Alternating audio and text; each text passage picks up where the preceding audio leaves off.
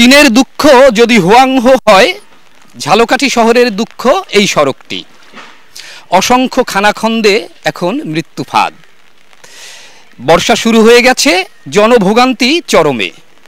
জানাবো নাগরিক ভোগান্তির সে গল্প। সামান্য বৃষ্টির পানিতেই পানি কাদায় একাকার হয়ে যায় পুরো সড়কটি।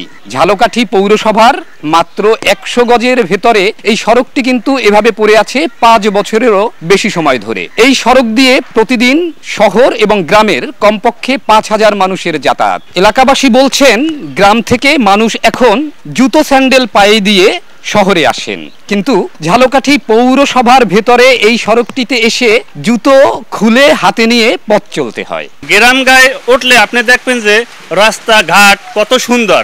বৃষ্টি পড়লে কোনো পানি নাই, জলবদ্ধতা নাই, একটা ভাত পড়লে উঠাইয়ে খাওয়া যায়।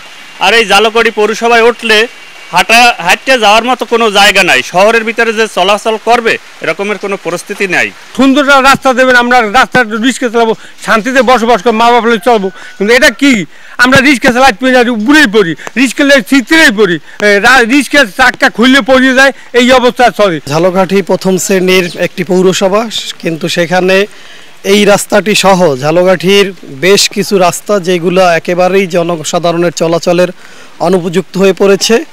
বিগত সময়ে যে দলীয় সরকার ছিল তারা না হয় লুটপাট দুর্নীতি করেছে, কিন্তু এখন প্রশাসক আছেন, তার উচিত এই রাস্তাগুলোর প্রতি নজর দেওয়া এবং দ্রুততম সময়ের ভিতরে এই রাস্তাগুলো সংস্কার করা। শুধু এই একটি সড়কই নয়, ঝালকাঠি পৌরসভার ভেতরে এরকম আরও 16টি সড়ক রয়েছে।